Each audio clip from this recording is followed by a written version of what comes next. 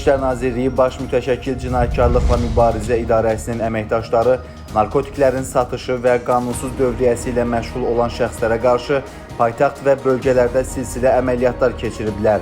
Tədbirlər zamanı əvvəllər məhkum olunmuş 45 yaşlı Əli Əliyev və tanışı Zanik Əliyev, 60 yaşlı Telman Məmmədov, 34 yaşlı Tural Cəfərov,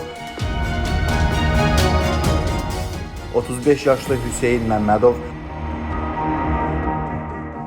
32 yaşlı Hikmət Axundov, 37 yaşlı Rəvan Baxışov, 28 yaşlı Arzu Əskərov,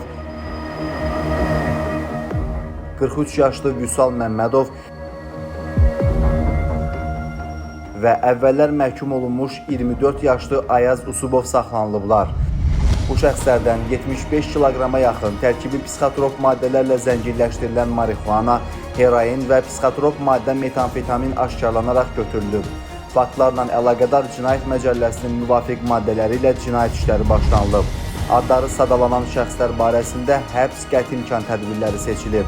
Saxlanılan şəxslərin daxil olduqları narkoşəbəkənin digər üzvlərinin də aşkarlanaraq cinayət məsuliyyətinə cəlb olunmaları istiqamətində əməliyyat istintaq tədbirləri davam etdirilir.